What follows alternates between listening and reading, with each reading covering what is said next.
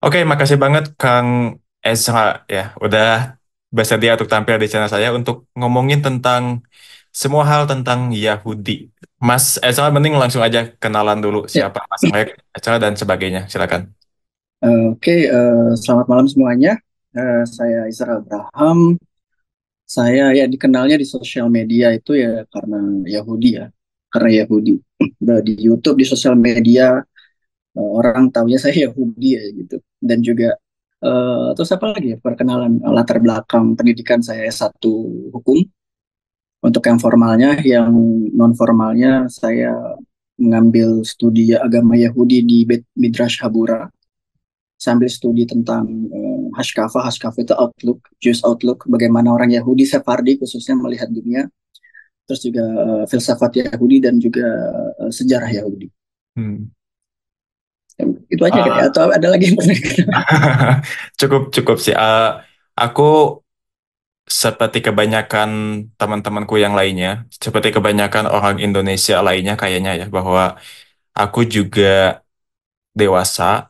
Maksudnya aku waktu kecil tuh adalah berasal dari tradisi Islam dan aku waktu kecil tuh diajari bahwa ya ada banyak hal mengenai Yahudi gitu loh. Ada banyak, maksudnya ada banyak hal negatif kepada mengenai Yahudi gitu bahwa nah, Yahudi itu beginilah, Yahudi itu begitulah. Dan itu diajari oleh eh, guru agama kami gitu loh. Jadi mungkin pertanyaan pertama aku pengen nanyain tentang apakah Bang Ezra ini pernah nggak didiskriminasi oleh eh, teman-teman saya yang ada di Indonesia? Oke, pertama kalau saya pribadi ya, kalau kita bicara tentang diskriminasi, kalau saya pribadi dari pertemanan atau sosial, saya pribadi sih nggak pernah mendapatkan diskriminasi. Nggak nggak pernah, mungkin karena eh, gini, kalau kita bicara diskriminasi itu kan pasti kita bicara tentang dikotomi mayoritas dan minoritas. Nah, ketika kita bicara tentang mayoritas dan minoritas, eh, ada apa ya namanya?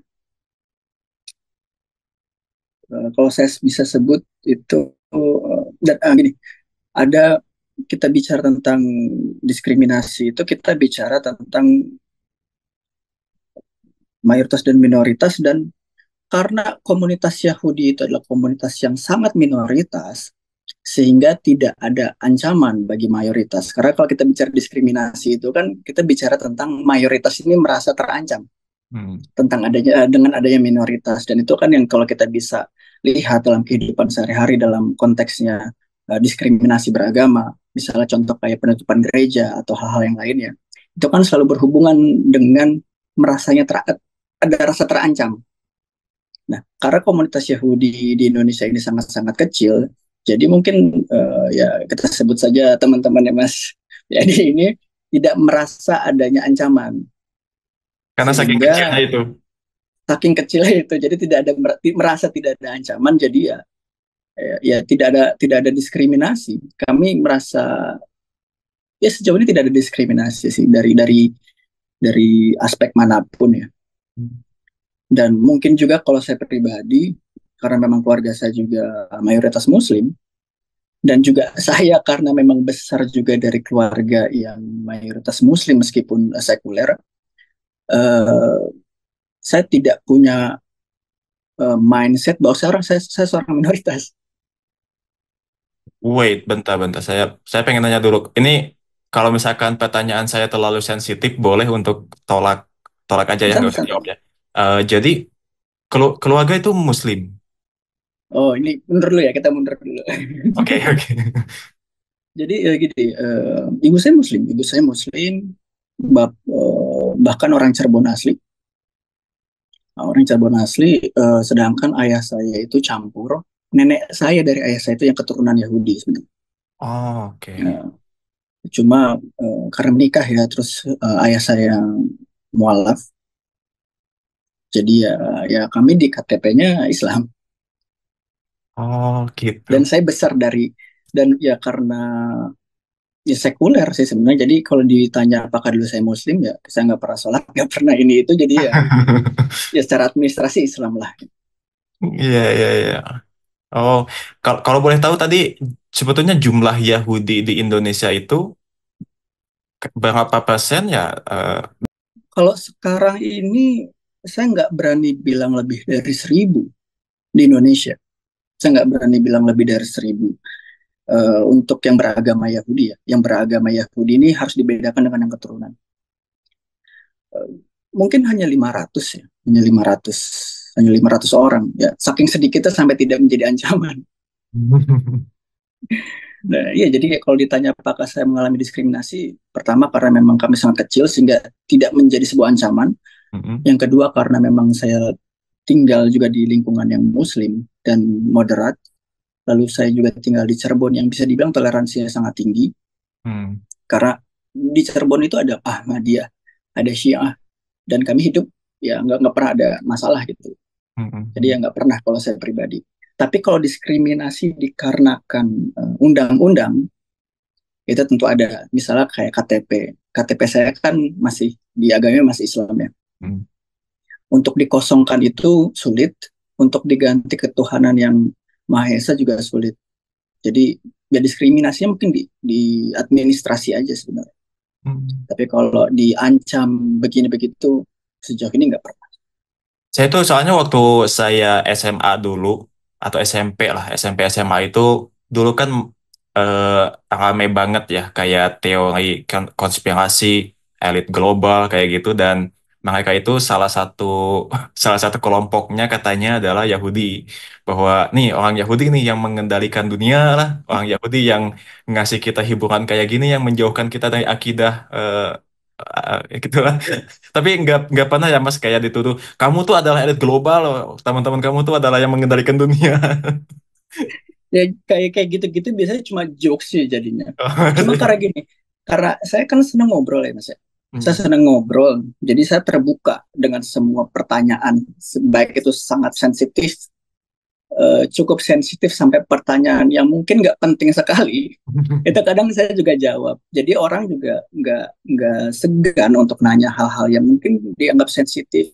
Karena kalau kita bicara tentang diskriminasi juga salah satu faktornya ada ketidaktahuan. Kayak misalnya Yahudi begini begitu, ditanya kamu pernah ketemu orang Yahudi nggak pernah, kan nggak tahu. Jadi makanya eh, pendekatan saya untuk masalah diskriminasi ini ya dialog. Jadi Iya. kalau ditanya-tanya kayak gitu ya saya terima-terima aja kan. Eh, aku pengen masuk ke kalau kalau boleh aku pengen masuk ke ajaran Yahudinya. Aku pernah dengar dari salah satu teman dan dia bilang bahwa Yahudi itu sebetulnya bukan sebuah agama kayak Kristen lah atau Hindu lah yang kita bisa asal masuk aja gitu loh. Nah, saya ingin mengkonfirmasi ini.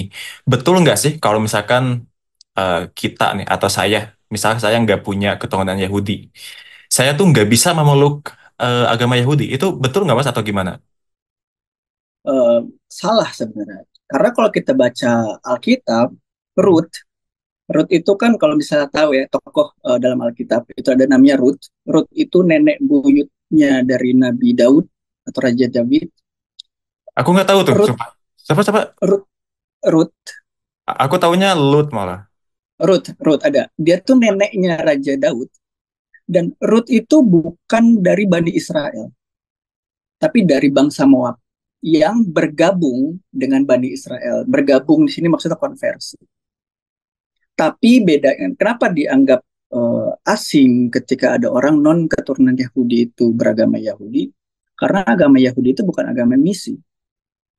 Kami tidak mendakwahkan, kami tidak berdakwah, kami tidak menyebarkan karena kami menganggap bahwa kebenaran itu bersifat universal. Hmm. Jadi makanya eh, kalau ada orang Yahudi, ada orang non Yahudi datang, saya pengen masuk Yahudi, biasa kami tolak. Karena Hmm. kami tolak alasannya apa yang membuat kamu mau jadi Yahudi itu apa?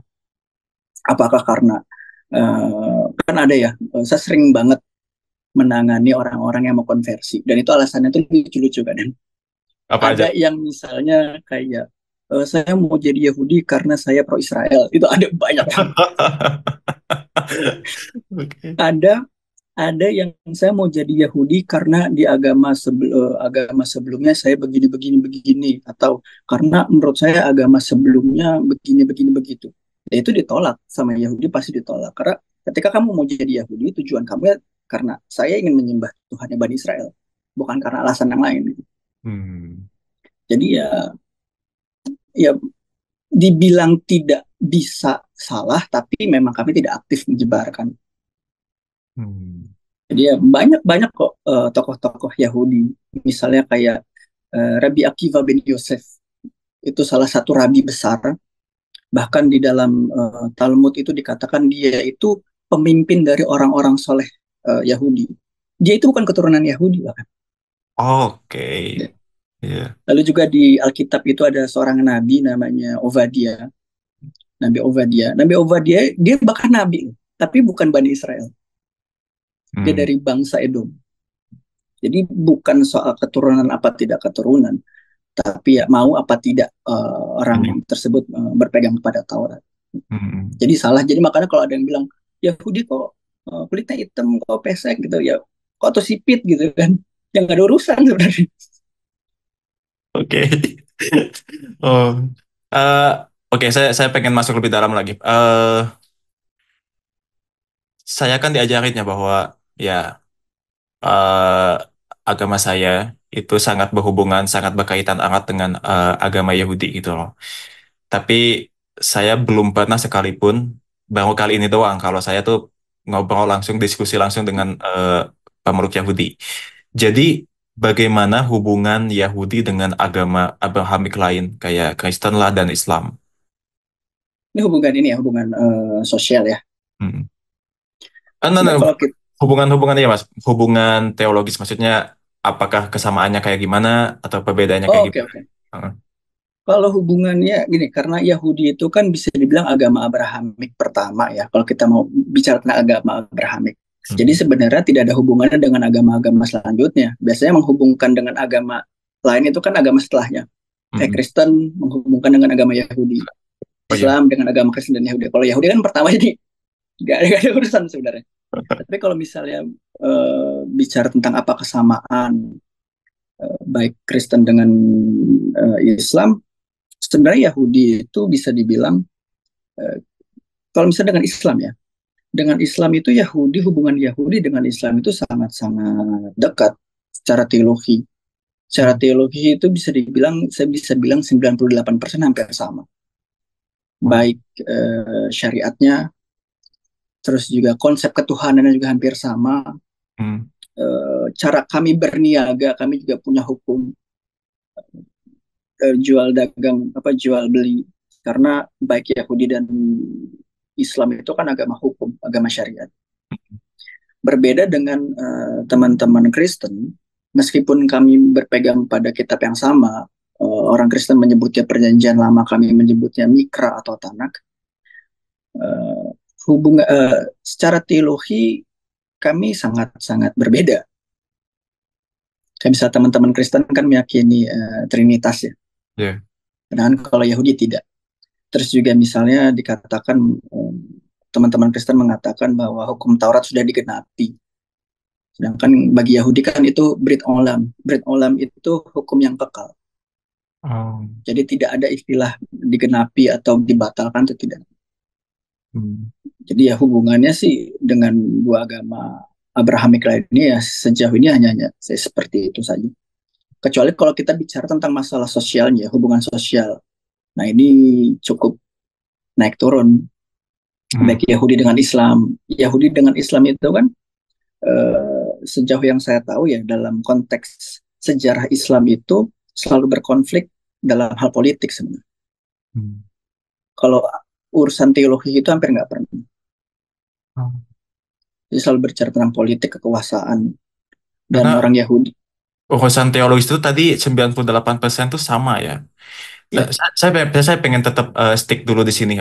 Jadi bedanya itu cuman eh, saya dulu pernah nonton sih di YouTube. Jadi katanya ya kalau selain dari bahasa Ibrani dan bahasa Arab yang betul-betul mirip kayak di kakak eh, dan cara ibadahnya pun itu sebetulnya katanya ya sangat mirip juga. Itu kalau di Yahudi ada kayak semacam sholat atau gimana itu untuk ritualnya?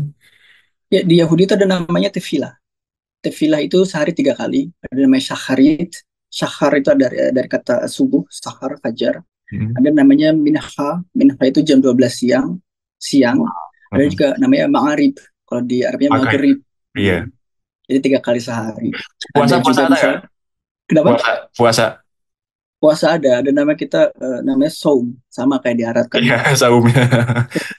Kita puasanya bedanya mungkin sama teman-teman Muslim itu kan puasa yang paling utamanya itu di Ramadan ya, puasa Ramadan 30 hari Iya. dari Fajar sampai Maghrib. Sedangkan kalau di Yahudi itu dari Maghrib sampai Maghrib lagi 24 jam. Hmm. Ada puasa juga, terus ada kayak makanan juga, ada hukum kasher atau kosher, Hmm. ada hewan yang boleh dimakan dan tidak dimakan. Terus apa lagi di Sama-sama sana? mengharamkan babi nggak? Sama-sama tidak boleh makan babi. Iya, nggak boleh makan babi, kita nggak boleh makan hewan laut yang tidak bersisik dan tidak bersirip, hewan air. Jadi misal kayak lele, kami nggak makan lele. Oh, oke. Kepiting, kerang, udang itu kita nggak makan. Hmm. Itu kalau di Islamnya kayak mirip mazhab Hanafi. Hmm. Di mazhab Hanafi kayak gitu. Kalau misalnya tahu mazhab Hanafi. Terus soal apa lagi ya yang mungkin familiar sama teman-teman Muslim. Shomer Negia itu hukum tidak boleh menyentuh lawan jenis. Itu Oke. ada di Yahudi. Terus itu sama kayak berhijab menutupi Ya, yang tapi aurat bedanya perempuan. kalau perempuan dalam di Yahudi itu berhijab diwajibkan itu bagi yang sudah menikah. Hmm. Hmm. Jadi Oke. sebagai tanda bahwa dia sudah memiliki suami. Jadi untuk yang belum menikah masih boleh ya untuk Masih boleh, masih boleh. Tapi kalau kan kadang ada ya hmm, yang sudah mulai latihan. latihan gimana? Latihan pakai dari muda gitu udah Oh ada. iya. Kalau kalau dulu di Islam itu aku pernah dengar dikisahkan sama guruku itu bahwa Nabi Muhammad itu betul-betul paham akan hukum Yahudi. Jadi eh, aku ngelihatnya kayaknya koreksi kalau saya salah ya. Mungkin salah satu tadi kan 98%. Nah, paling 2%-nya ini adalah mungkin orang Yahudi itu tidak meyakini kenabian Muhammad kan ya. Ya, Dan Isa juga. iya betul. Jadi ngelihatnya gimana dong dengan dua sosok itu? Ini tergantung ini ya, tergantung kapan Hmm. kita bicaranya. Misalnya banyak teks-teks Yahudi awal-awal, terutama di masa Isa atau Yesus hidup itu pandangannya cukup negatif. Apalagi setelah abad 70 Masehi, ketika kekristenan mulai tumbuh, Hmm. itu sentimen terhadap Kristen dan Nabi Isa atau Yesus itu juga naik. Hmm. Karena apa? Karena ketika kekristenan itu berkembang, orang-orang Yahudi mengalami diskriminasi Ah, karena oke. dianggap pembunuh Kristus. Hmm. Jadi ya untuk teks-teks pada saat itu di tahun-tahun segitu ya kita akan menemukan kata-kata yang cukup mengerikan sebenarnya Hmm. terhadap Isa misalnya gitu. Hmm. Sedangkan kalau ke Nabi Muhammad itu kan di tahun 600-700 Masehi ya. Ya, 600-700-an.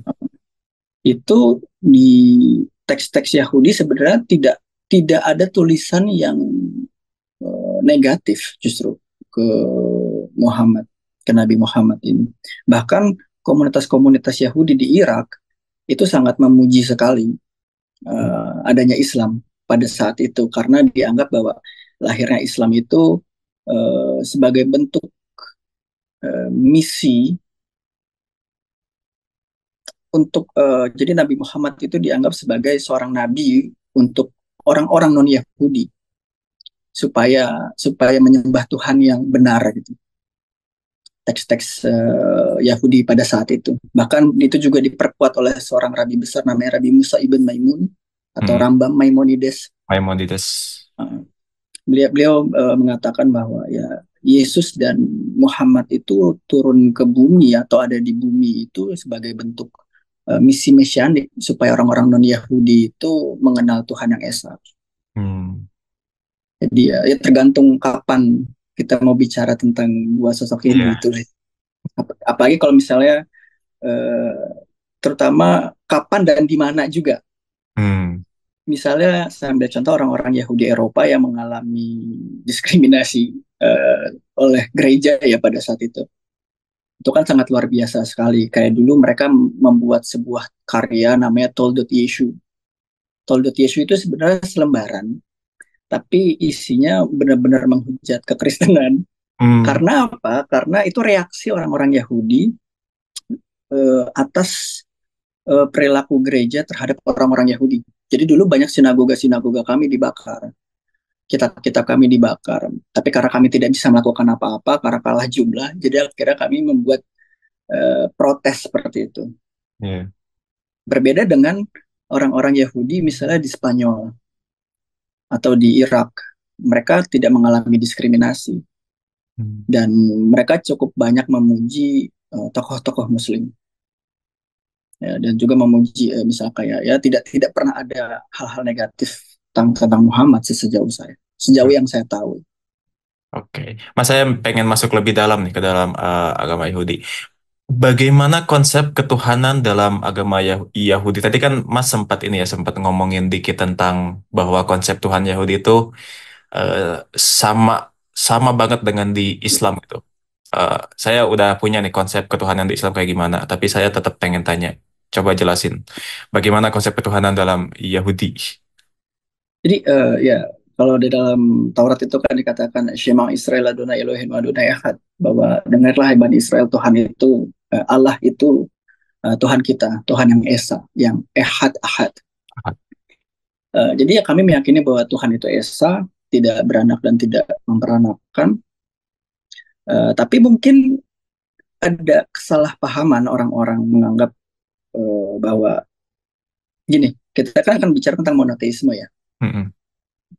Cuma monoteisme yang disajikan dalam agama Yahudi itu mungkin sedikit berbeda. Karena kalau kita bicara tentang monoteisme, kita yang di kepala kita itu ada satu entitas di langit, entah di mana, di surga atau apapun itulah namanya, yang mengatur segala macam kehidupan manusia. Hmm. Sedangkan kalau dalam Yahudi, monoteisme yang dimaksud itu misalnya kayak dikatakan oleh Rabbi David Neto dalam kitabnya Matehdan, bahwa konsep ketuhanan Yahudi itu lebih mirip panenteisme. Itu apa tuh? Gimana patenteisme itu? Jadi Tuhan itu melingkupi semuanya. Dia tidak terlepas dengan alam. Oke. Dan itu juga dikatakan ada seorang rabi besar dari Amsterdam. Beliau bernama Rabi Zvi. Tuhan dan alam itu satu. Oh. Ini Jadi ini kayak Tuhannya Sufistik nggak sih atau Tuhannya Einstein itu bahwa alam semesta ini adalah Tuhan lah atau atau Tuhan melengkapi alam ini atau jadi gini, Rabi saya itu selalu bilang bahwa God is not something exist. Tuhan itu bukan sesuatu yang ada, tapi keberadaan itu sendiri. oke, I get it. Ya, ya, ya. Heeh. Dan itu juga kenapa dalam Mishneh Torah bagian hak damah dikatakan bahwa ini karyanya Maimonides ya. Beliau mengatakan bahwa kebijakan tertinggi manusia itu ketika mereka mengetahui keberadaan, mengetahui matsui rison, keberadaan, bukan mengetahui Tuhan, tapi mengetahui keberadaan sini berarti eh, Tuhan dianggap sebagai kualitas keberadaan, bukan sebagai entitas yang ada. Berbeda mungkin dengan teman-teman yang Muslim atau yang Kristen yang menganggap mungkin saya salah, tapi yang saya tangkap ya menganggap bahwa ya Tuhan itu terpisah. Tuhan itu entitas yang berdiri sendiri. Oh, Mas, saya saya pernah baca bahwa Albert Einstein pun ketika ngomongin Tuhan sebetulnya konsep yang dia tawarkan tuh seperti ini ya bahwa Tuhannya Spinoza lah Tuhan yang ya Tuhan yang sebetulnya bukan Tuhan personal gitu loh, bukan Tuhan yang kasih pahala menghukum dosa, tapi Tuhan yang impersonal gitu loh. Nah, kenapa ada kesalahpahaman yang cukup masif ya bahwa Tuhannya orang Yahudi itu personal? Karena ya penulisan Alkitab, Alkitab itu dituliskan antropomorfisme. Jadi dianggap Tuhan tuh sosok gitu. Iya ya.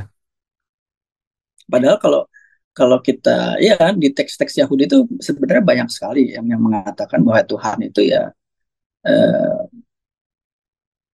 ya kualitas, bukan bukan sesuatu bukan sesuatu entitas yang kasat, yang tidak kasat mata gitu. Karena kan dalam dalam pemahaman kita kadang suka begitu ya. Tuhan itu ya ada, dia sebagai sesuatu yang ada, tapi nggak kelihatan aja gitu loh. Jangan kalau Yahudi itu enggak. Kami meyakini bahwa Tuhan itu ya dia bahkan tidak tidak bisa kita gambarkan. Tapi tapi dia bisa kan kayak intervene ke hubungan manusia kayak misalkan di kisah Musa ketika Musa ke Gunung Sinai dan di sana dia melihat a sense of God gitu. Kayak gitu Kalau bisa kan? misalnya gini, kalau kita bicara tentang ya kayak misalnya Musa Nabi ya, Hmm. Rambam itu mengatakan bahwa Nabi itu sebenarnya orang yang tercerahkan. Untuk memahami ketercerahkannya di sini kita bisa menggunakan istilah atau fenomena yang dialami oleh Buddha Gautama. Oke. Lebih-lebih ke situ sebenarnya. Jadi apa yang dia rasakan, apa yang dia lihat itu adalah pengalaman batin ya. Bukan sesuatu ada Tuhan yang ada sesuatu hal yang dari luar mengintervensi dirinya. Enggak. Jadi apa yang dia lihat, apa yang dia alami itu sebenarnya lebih kepada penggambaran dirinya dari pengalaman-pengalaman sebelumnya yang dimana itu tervisualisasikan dalam fase tercerahkannya dia. Jadi ketika dia mendengarkan suara atau mendengarkan api, sebenarnya eh, dalam tradisi Sephardi klasik ya itu sebenarnya tidak benar-benar terjadi secara realita, tapi hanya penglihatan. Hmm. Penglihatan baik itu dalam mimpi atau dalam dalam fase tertentu dalam kesadarannya Nabi Musa, bukan bukan sesuatu yang ada secara realita. Hmm.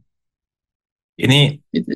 ini baru sih buat saya. Soalnya kalau sepemahaman saya sebagai ya melihat konsep ketuhanan Yahudi itu ini saya boleh nggak sebut namanya? Boleh, boleh, boleh.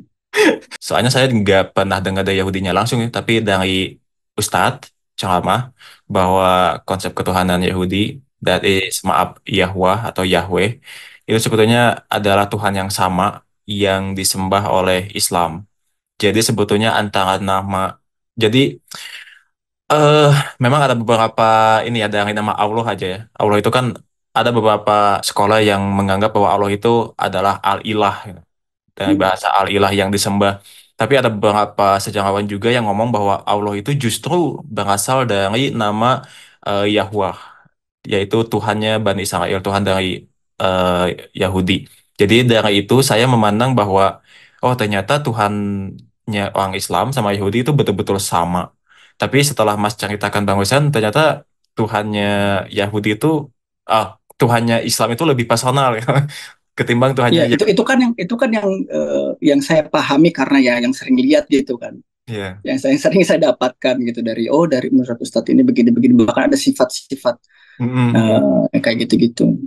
Jadi Mm. kalau misalnya apakah Yahudi seperti Tuhannya Yahudi seperti itu ya, sejauh yang saya pelajari ya, ya tidak. Meskipun tetap ada eh, kelompok-kelompok itu, mungkin nanti akan saya jelaskan di denominasi Yahudi sih. Oh, iya, iya, iya, siap, siap. Tapi kayaknya sekarang deh. Eh, Itu denominasi Karena itu Yahudi. tetap ada kelompok-kelompok Yahudi yang misalnya kayak yang ortodoks itu menganggap ya Tuhan itu personal, itu ada. Oh, iya, Karena iya. karena ketidak apa ya, saya sebutnya ketidakmampuan mereka untuk memahami Alkitab secara konteks mungkin. Hmm. Jadi Mereka betul-betul, ya mereka betul-betul mama. sangat-sangat literal. Iya, betul-betul literal ya memahaminya. Itu ada banyak tetap. Ada Yahudi yang kalau di Islam kan ada Islam liberal ya, atau Mu'tazilah. Itu Hmm. ada nggak kalau di Yahudi yang dianggap bid'ah atau dianggap sesat kayak gitu? Gini, saya itu Sefardi. Saya itu mazhabnya Sefardi. Sefardi berarti Yahudi dari Spanyol. Hmm. Yang dimana eh, Sefardi ini kadang dianggap sebagai Yahudi Mu'tazilah. Oh, oke. Kenapa? Yang Karena Yahudi membedakan apa? Sefardi. Wait, itu. Kenapa? Karena Sefardi sering dianggap sebagai Yahudi Mu'tazilah. Ini bahkan ditulis di kitabnya Rambam ya, dalam Moreh Nefukim, bahwa kami banyak sekali mengambil ide-ide dari saudara-saudara Ismailit. yang mereka menyebut diri mereka sebagai Mu'tazilah atau mereka yang memisahkan diri. Karena Yahudi Sephardi ini adalah biasanya disebut sebagai komunitas Yahudi paling rasional dibandingkan komunitas-komunitas Yahudi yang lainnya. Bagaimana kami menafsirkan Alkitab, misalnya kami bahkan tidak melihat mukjizat dalam Alkitab itu sesuatu yang ajaib. Kami melihat bahwa mukjizat itu suatu hal yang bisa dijelaskan secara sains dan lain-lain. Kami juga meyakini bahwa misalnya doa itu tidak mengubah apa-apa. Kami Wow. meyakini bahwa doa itu bentuk kedisiplinan kita. Misalnya saya harus doa 3 kali sehari karena itu membentuk kedisiplinan saya. Atau misalnya kami meyakini bahwa uh, manusia itu memiliki kemampuan untuk mencapai uh, pengetahuan yang sangat tinggi dengan menggunakan akalnya. Berbeda dengan orang-orang yang mistik misalnya, seorang harus menerima wahyu dan segala macam. Hmm. Jadi ya, kalau bisa dibilang sesat ya, Anda sedang berbicara dengan Yahudi sesat. Tapi tapi sebagai orang yang ya let's say mu'tazilahnya Yahudi gitu ya, eh, bagaimana akan menjelaskan tentang mukjizat katakanlah Musa gitu yang membelah lautan. Kalau misalnya kita baca teks Ibrani-nya, Musa itu nggak pernah benar-benar belah laut. Oh, wow, oke. Terus terus apa Dalam itu dalam Musa itu? dalam Alkitab dikatakan bahwa Musa itu membelah Yamsuf. Yamsuf itu artinya lautan alang-alang, Lautan alang-alang. rumput. Kenapa jadi laut? Karena penerjemahan Alkitab. Read Sea, REED, Sea, itu kan alang-alang. Saya curiga ada kesalahan terjemahan Alkitab menjaga ke bahasa Inggris oleh saudara-saudara kita yang Kristen menjadi Red Sea, menjadi Laut Merah. Hmm, Jadi sebenarnya Musa nggak pernah belah laut kalau kita baca Alkitab. Yang bahasa Ibrani ya.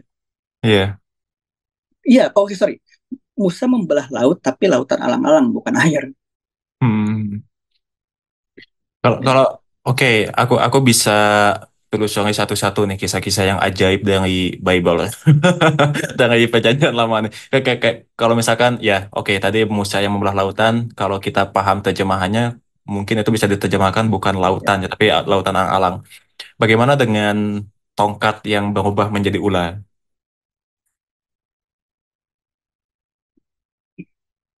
Kalau itu lebih ke ilusi nggak sih? Hmm, Kalau iya. kalau itu ya, karena saya pernah baca, cuma saya lupa bahwa eh, sebenarnya itu lebih kepada, karena gini, Musa itu kan membuat tongkat menjadi ular itu kan ketika mereka sedang menghadapi penyihir ya, Hmm, penyihir, penyihir yang bisa memberikan itu. Dan sebenarnya Musa juga bisa melakukan hal itu juga, karena itu sebenarnya lebih kepada ilusi. Sama halnya juga misalnya kayak banjir Nuh. hmm. Bagaimana? Bayangkan Nuh membuat sebuah bahtera yang katanya semua hewan itu masuk ke sana. Hmm, hmm, hmm. Mungkin orang bilang, wah kok bisa ya wah, mukjizat. Padahal kalau misalnya kita mau sedikit saja lebih lebih lebih kritis, kita bisa melihat bahwa konteks Alkitab itu ditulis POV-nya ya si tokoh itu. Jadi ketika mengatakan semua hewan itu masuk, berarti semua hewan yang dia tahu. Ya. Sama kayak misalnya di kisahnya Lut dengan anak-anaknya. Anak-anaknya Lut bilang bahwa di dunia ini sudah tidak ada manusia. Itu kan POV-nya si anaknya, Hmm. bukan bukan secara secara keseluruhan. Jadi ya, pentingnya tahu konteks kapan dan di mana yang ditulis di dalam Alkitab Ya. tuh kadang justru memberi kita, oh, oke, ternyata nggak ajaib-ajaib banget karena karena begini, karena ada seorang rabi namanya Gersonides. Gersonides itu menjelaskan bahwa semua mukjizat yang berada di dalam kitab itu harus dicari alasan paling logisnya terlebih dahulu. Hmm. Kita nggak boleh langsung loncat ke mistis. Oke. Kalaupun misalnya tidak bisa dijelaskan secara logika atau secara sains, terimalah itu sebagai dogma, tetapi kita harus tetap mencari terus sampai akhirnya kita menemukan alasan yang paling logis. Hmm. Karena Tuhan itu menciptakan semuanya, termasuk hukum alam, sehingga Hmm. dia tidak mungkin. membuat sesuatu hal yang bertentangan dengan sesuatu yang dia buat sebelumnya. Hukum alam itu menjadi eh, apa namanya, ya, ya tolak ukurnya lah. Jadi kita harus harus ya bisa mungkin kita menjelaskan hal-hal yang mungkin buat orang lain pada saat itu satu hal yang istimewa, tapi kan akhirnya bisa dijelaskan. Ya. Entah itu karena ada teknologi, ilmu pengetahuan juga semakin berkembang. Dari zaman Rambam, Ibn Ezra, Bahya Ibn Pakuda, mereka Yahudi-Yahudi rasionalis sebenarnya. Yang memang pada akhirnya ya mereka ditentang sama kaum-kaum Yahudi mistis gitu ya, yang meyakini tentang ini itu. Saya pengen melompat dulu dari isi ajaran Yahudi ke hal yang lainnya. Kalau kalau di Israel itu kebanyakan Yahudi yang mana? And iya, ini saya ini saya pengen tanya ini kepada Mas sebagai seorang Yahudi. Eh, apa pendapat Mas mengenai Zionism? Dan aku sebetulnya nggak pengen ngomong konflik Israel Palestina karena itu jelas-jelas genosida Ya, Palestina. genosida. Jelas Ya. itu genosida ya. Saya harus jelaskan itu genosida. Di mana Mas berpihak? Gini, eh, saya tuh nggak peduli soal Israel, Palestina, Muslim, Yahudi, Kristen, eh, Zionis, anti Zionis, Antifa dan sebagainya. Karena ketika saya berpihak pada satu label, di saat yang sama saya akan tetap berkonflik gitu kan. Hmm. Misalnya saya pro Palestina, secara otomatis saya akan berkonflik dengan orang-orang Yahudi yang pro Israel. Atau saya misalnya saya pro Israel, saya tentu akan berkonflik dengan orang-orang yang pro Palestina. Atau saya Zionis, atau saya begini. No, saya nggak berada di posisi mana-mana. Saya selalu bilang bahwa ketika menghadapi sebuah konflik, saya akan melepaskan semua label saya.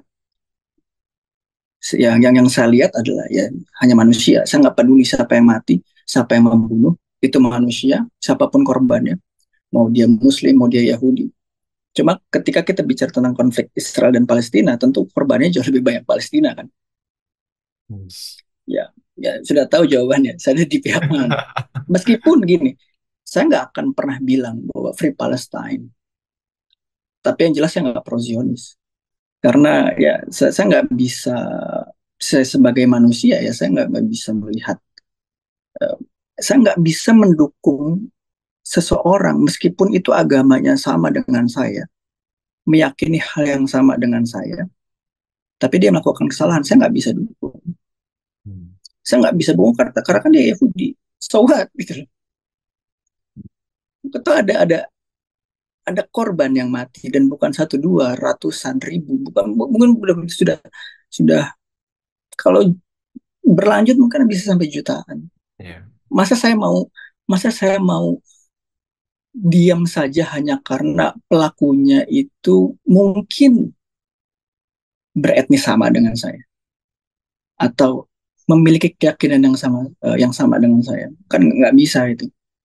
Hmm. Sangat-sangat buat buat saya orang yang mengaku bertuhan gitu, buat saya nggak masuk Hmm.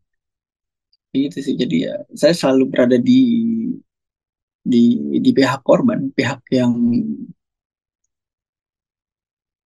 dihabisi sebenarnya. Iya.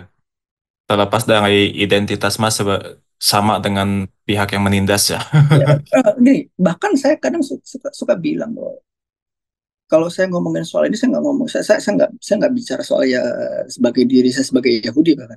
Hmm. Saya nggak mau disebut Yahudi gitu, karena kalau saya menyebut saya diri saya Yahudi dalam konteks kita pembahasan tentang konflik, saya takutnya nggak subjektif atau takutnya dikira oh lu cuma pengen nyari eh, apa karena di Indonesia lu pengen nyari muka kali sama sama orang-orang Muslim jadi pro. Nggak peduli sumpah. Iya. Karena sebelum saya aktif sebagai Yahudi di tahun 2022, saya kan memang lebih fokus ke masalah kemanusiaan. Hmm. Saya memang fokus di masalah kemanusiaan, masalah perempuan dan gender. Jadi ya, saya ketemu, saya mengadvokasi rumah ibadah, mau dia Kristen, mau dia siapapun. Saya bahkan dulu pernah bertemu dengan ulama dan pendeta dari Nigeria waktu mereka mengalami konflik kemanusiaan karena Boko Haram. Hmm. Jadi ya untuk masalah kemanusiaan, wah saya harus melepas keagamaan saya dulu karena ya pada akhirnya saya nggak bisa subjektif nantinya. Takutnya saya nggak subjektif. Takutnya nggak objektif, Oh, sorry. jadi. Takutnya saya nggak objektif. Iya. Itu juga Jadi yang bikin aku cukup sedih sebetulnya karena melihat beberapa teman-temanku yang ateis tapi dan dia tidak objektif melihat konflik ini sih. Aku pikir mereka itu masih bias karena mereka membenci Hamas. Apalagi yang bikin sakit hati itu kayak Sam Harris lah yang betul-betul mendukung Israel. Eh, oh ya. Tapi sebetulnya Aku aku mungkin juga masih bias dalam melihat konflik ini, tapi aku merasa bahwa ya aku melihat korban dan aku mesti berpihak ya korban tuh siapa dan aku mesti ada di sana gitu. saya nggak peduli mau Hamas mau IDF mau apa. Oke, misalnya tanggal 7 Oktober diserang Hamas ya. Pada saat itu Ya, jelas saya mendukung untuk apa Sandra itu dikembalikan. yes. Tapi untuk negara Israel yang memiliki teknologi canggih dan besar dan sangat luar biasa yang diakui oleh seluruh dunia, saya rasa kerusakan yang mereka lakukan itu sangat tidak perlu. Mhm. Bahkan mereka kan mendorong terus kan sampai ke perbatasan. Saya rasa nggak perlu sampai sampai bro, anak kecil kepalanya hilang bro. Yes. Siapa orang-orang, sorry itu sih, orang gila mana yang masih masih mau mengatakan bahwa itu hal yang baik-baik saja. Itu udah nggak baik-baik saja. Dan ya saya sangat yakin ya bahwa kan seperti yang dibilang juga di Israel itu memang kebanyakan sekuler. Dan ya Tuhan macam apa yang mendukung hal demikian jika memang itu suatu hal apa perbuatan yang seperti itu dianggap benar. Tuhan yang seperti apa yang mau yang mereka dukung gitu. Tuhan Tuhan yang seperti apa yang mereka sembah. Hmm. Ya, makanya kalau soal konflik ya saya nggak melepas diri dari segala bentuk label dan saya selalu bersama siapapun yang tertindas, baik itu Palestina maupun warga Israel yang ya jadi sandera, yang jadi korban pemerkosaan itu kan juga ada ya ada kan. Ada. Mhm. Itu sih saya berdiri di situ sebenarnya. Saya nggak berdiri di kiri dan kanan. Yes. Saya di Oke, Mas, balik lagi ke ajaran Yahudi ya. Aku tuh selalu suka banget kalau ngomongin tentang kematian, like kemana kita setelah mati. Nah, dalam pandangan Yahudi, utamanya sebagai Mas, sebagai Yahudi apa tadi? Yahudi ya Sephardi. Sephardi, itu kemana kita setelah mati? Jadi di Yahudi itu ada namanya olam haba. Olam haba itu kalau diartikan ke bahasa Indonesia itu olam itu artinya dunia, haba itu yang akan datang. Jadi dunia yang akan datang. Tapi seperti apa itu olam haba, kami nggak tahu. Bahkan dalam Mishneh Torah, dalam Berachelek dikatakan bahwa menjadi sebuah perdebatan yang besar di antara sarjana Taurat atau rabi-rabi besar Yahudi tentang apa itu olam haba. Hmm. Kita jadi nggak benar-benar tahu apa yang terjadi setelah mati. Kami meyakini ada dunia setelah kehidupan setelah mati, tapi kami nggak tahu seperti apa. Meskipun pada akhirnya kita punya konsep surga dan neraka ya, Hmm. tapi kalau di Taurat itu kan nggak ada kisah surga dan neraka. Oh, Taurat tuh nggak ada. Meskipun ada kisah atau ada konsep surga dan neraka, tapi itu juga satu hal yang sangat-sangat abstrak. Nggak ada kesepakatan bahwa surga akan begini atau neraka akan begitu. Itu nggak ada. Dan saya berpegang dengan salah satu pendapat Rabbi Sephardi juga. Beliau namanya Yehuda Halevi. Beliau menulis sebuah kitab namanya Hakut Sari. Beliau mengatakan begini, segala penggambaran apa yang terjadi setelah mati itu hanya imajinasi manusia saja. wow. Jadi apapun itu kita bilang, ini konteksnya Yahudi ya. Jadi misalnya kalau orang Yahudi nanti mati, masuk surga akan ada begini, begitu, di neraka akan begini, begitu. Enggak, itu hanya imajinasi manusia. Itu hanya imajinasi kita saja. Karena kita realitanya, faktanya kita nggak tahu ada gini. Jangankan ngomong surga atau neraka, kita setelah mati saja tuh kita nggak tahu apakah kita masih ada afterlife apa, nggak ada kan kita nggak tahu. Jadi kita, orang Yahudi itu memang ya oke kami percaya tapi seperti apa bukan urusan kami gitu. Kami nggak peduli soal itu. Itu emang di Bible itu nggak diceritakan kayak nasib-nasib orang yang tidak menyembah Tuhannya Bani Israel misalkan bahwa orang yang bukan Yahudi mereka akan masuk ke dalam let's say jahanam dan disiksa untuk selamanya itu nggak ada yang kayak gitu. Dalam Talmud Sanhedrin dijelaskan bahwa orang-orang non Yahudi yang saleh itu akan masuk surga, akan masuk surga. Hmm. Jadi itu kenapa orang Yahudi tidak menyebarkan agamanya, karena kami nggak harus, kalau kita ngomongnya konteksnya surga ya, lu nggak harus masuk surga, lu nggak harus masuk Yahudi kalau masuk surga. Selama hidup kamu baik, selama kamu tidak hidup bermoral, ya kamu masuk surga gitu, dalam Yahudi. Hmm. Jadi ya itu kenapa kami juga nggak pernah. Saya itu 3 tahun di sekolah Yahudi. Itu cuma satu kelas yang bahas tentang olam haba. Hmm. Jadi emang kita hampir nggak pernah. Kami sangat-sangat menghargai hidup. Kami nggak peduli apa yang setelah mati. Eh, Kami nggak peduli apa yang akan terjadi setelah mati gitu. Karena fokus kami apa yang bisa kita lakukan ketika hidup. Itu kenapa kalau nggak salah orang Islam menyebut orang Yahudi itu orang yang mencintai hidup. Hmm. Karena hidup itu yang kita punya. Ini yang kita punya sekarang tuh ini hidup gitu loh. Hmm. Kenapa kita harus lari ke sesuatu yang bahkan kita nggak tahu, yang bahkan gini, kita mati aja nggak tahu kapan kan? Kenapa kita seolah-olah tahu apa yang terjadi setelah mati? Hmm. Jadi ya Yahudi hanya sebatas itu untuk meyakini tentang afterlife. Dan apakah orang-orang dan Yahudi akan masuk surga apa neraka? Ya tergantung kehidupan mereka di ketika semasa hidup. Kalau mereka bermoral ya mereka akan masuk surga. Hmm. Saya pernah ada obrolan sama Rabi saya namanya Rabi Shimon den Hollander. Dia guru saya, dia rabi di sinagoga di New York, sinagoga tertua di New York. Itu sinagoga Sephardi. Saya nanya ke Rabi saya, Rabi kan tahu ibu saya Muslim. Kira-kira masuk surga nggak ya? Ya. Itu kan sebenarnya pertanyaan pertanyaan orang Indonesia banget ya. Ya. Terus gimana jawabnya tuh? Terus dia nanya kayak gini, ibu kamu orang baik nggak? Ya, orang baik. Saya tahu ibu-ibu saya orang baik, dia rajin sholat segala macem gitu. Ya udah, dia bilang gitu. Itu yang akan menjadi pertanggungjawaban dia gitu. Hmm. Perbuatan baik dia, ibadah dia, itu ya urusan dia.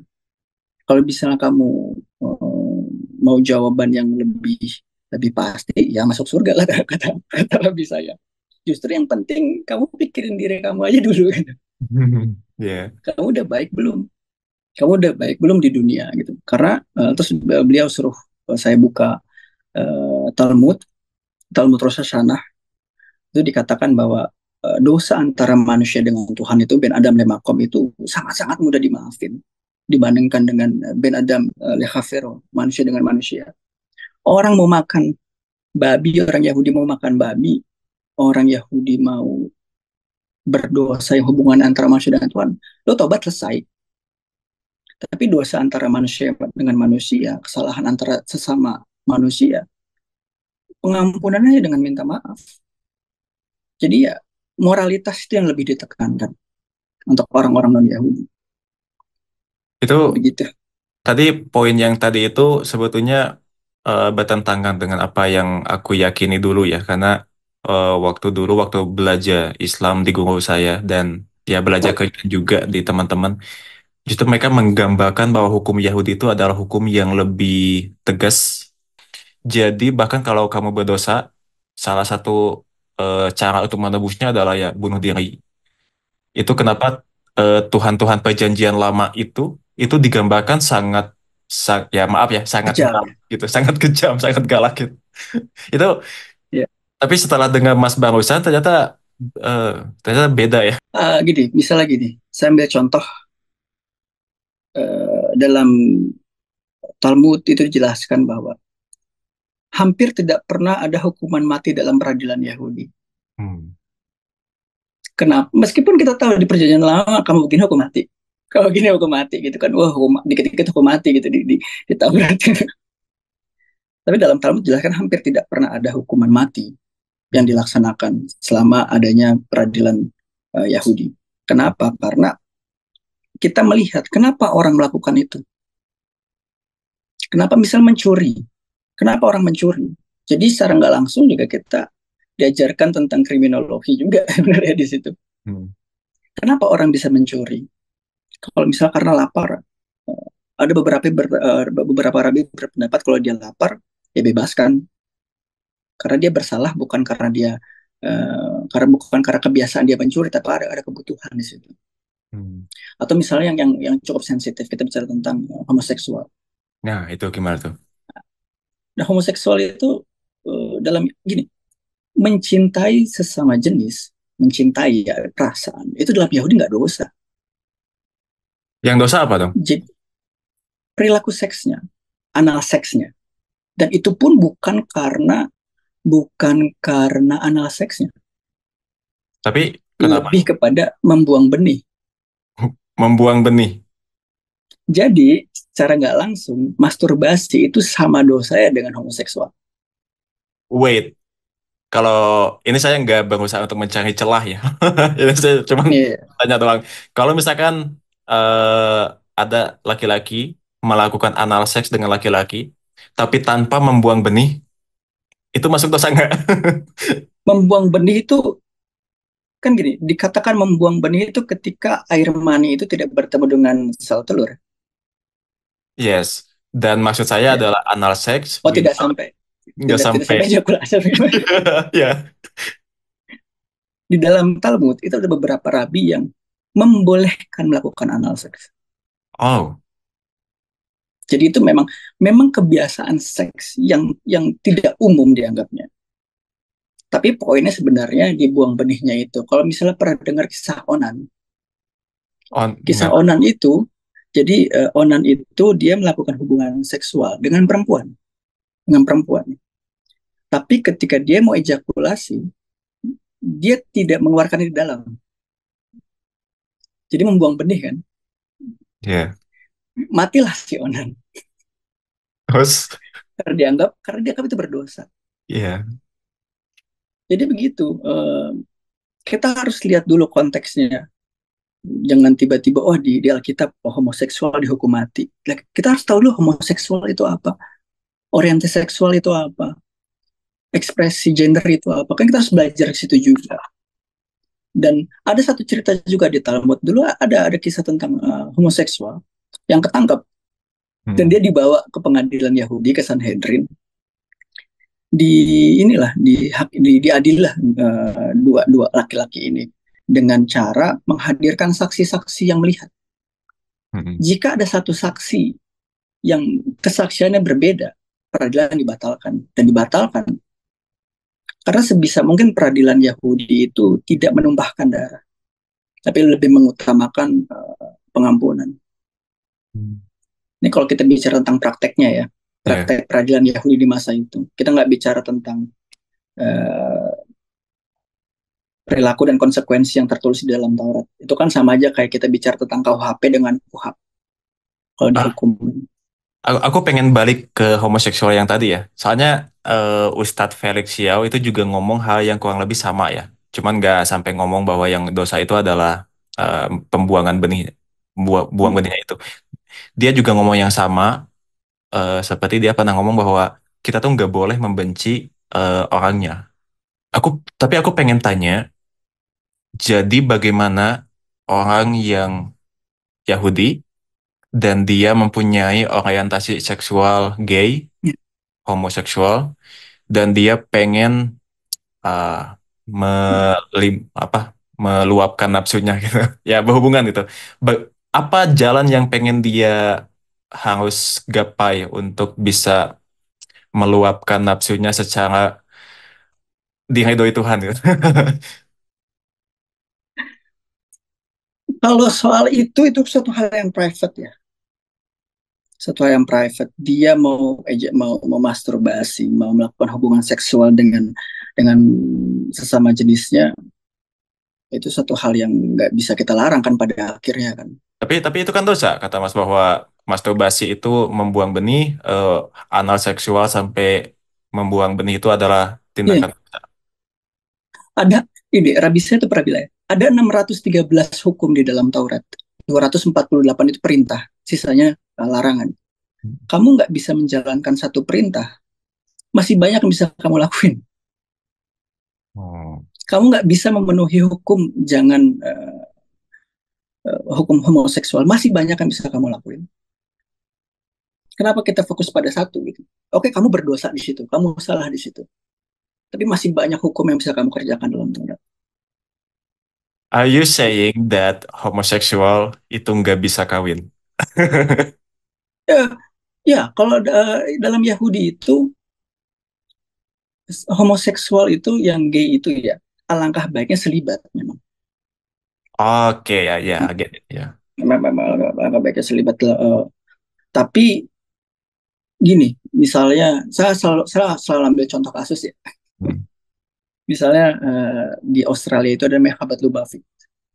Dia itu organisasi ortodoks.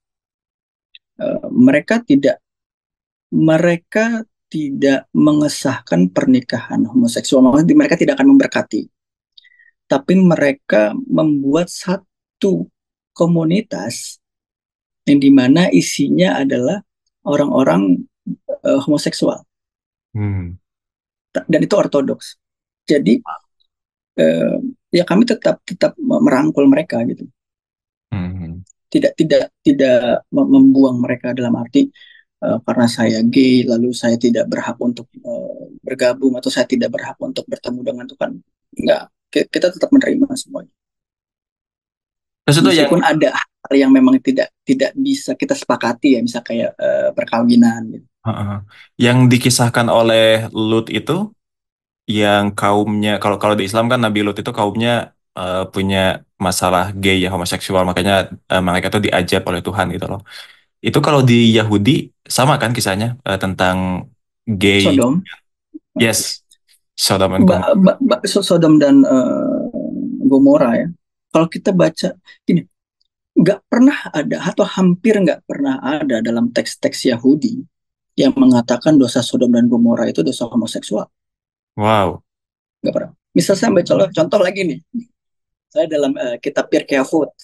Hmm. Pirkei Avot itu salah satu bab di dalam Mishnah. Sorry, ada apa? Di sana dikatakan dosa. Janganlah seperti orang Sodom dan Gomora yang egois, bukan homoseksual, Tapi egoisnya. egoisnya. Begitu juga dalam kitab Yehezkiel, dosa orang Sodom adalah keegoisan mereka, bukan homoseksual.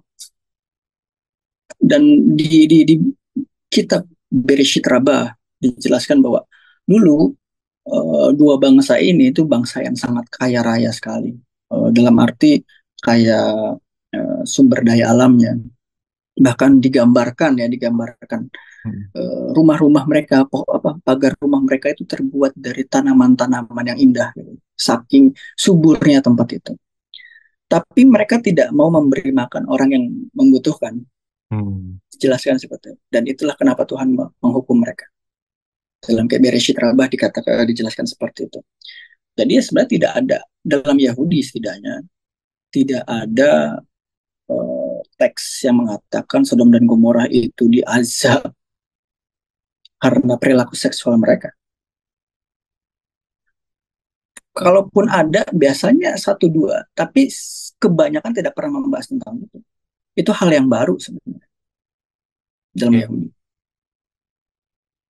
Jadi saya sedikit menyimpulkannya bahwa Sodom and Gomorrah itu dosa utamanya tuh bukan karena gay mereka, tetapi karena keegoisan mereka yang di highlight itu. Karena keegoisan mereka. Ya, dan dosa homoseksual itu adalah membuang benih dan itu juga dilakukan oleh yang heteroseksual ketika mereka masturbasi. Ya, karena gini, coba kalau kita baca kitab Imamat, larangan homoseksual itu hanya untuk laki-laki. Jika homoseksual itu secara umum dilarang, kenapa perempuan nggak dilarang? Oke, berarti perempuan boleh nih kayak lesbi kayak gitu. Dalam Rambam bilang bahwa perempuan gini, perempuan yang lesbian itu hanya salah karena lesbian itu adalah tradisi orang-orang Kanaan pada saat itu, bukan karena dosa. Jadi dilarangnya karena itu tradisi orang-orang Kanaan, Jangan. Hmm. bukan karena dosa. Ada beda kan? Ya. Sama-sama homoseksual. Jadi memang kita harus lihat konteksnya dulu nih apa nih homoseksual dimaksud. Kok cuma laki-laki doang yang dilarang? Apa yang membedakan laki-laki dengan perempuan? Oh ternyata laki-laki itu karena dia bisa memberikan benih, sedangkan perempuan enggak. Jadi yang dilarang adalah pembuangan benihnya. Tapi ini ini dari tadi sebetulnya saya ya menangkap membuang benih itu, maaf, ini mungkin akan saya lewat nih, membuang sperma. Hmm. Eh, tapi kan yang perempuan juga ketika mereka let's say masturbasi dan mereka melakukan lesbi, mereka kan juga bisa mengeluarkan sperma dan ultimately membuang benih. Itu sama-sama dosa dong ya? Benih yang dimaksud bibitnya. Jadi kita, dalam Yahudi itu menganggap bahwa sperma itu seperti bibit, Seperti apa? bibit, bibit, bibit, Bibit. Ya. bibit tanaman lah ya, biji tanaman gitu lah. Sedangkan perempuan itu seperti ladangnya lah gitu lah. Jadi memang yang secara spesifik yang dimaksud adalah benih itu sperma, sperma laki-laki. Laki-laki. Berarti Ya. perempuan masturbasi nggak dosa? Hanya dikatakan tidak bermoral. Oh. Itu juga unik. Misalnya gini, dalam Talmud Sanhedrin, laki-laki perempuan yang masturbasi itu hanya dikatakan ini perempuan kurang bermoral gitu kan. Hmm. Tapi kalau laki-laki yang bermasturbasi, potong tangannya. Oke. Ada perbedaan hukum di situ. Iya. Jadi kita nggak bisa samain. Kita nggak bisa samain. Tergantung konteksnya apa. Oke. Mas, ini pertanyaan terakhir dan aku akan stop ngomongin tentang sperma dan masturbasi. Iya, kemana-mana jadi ngomongin sperma. Eh,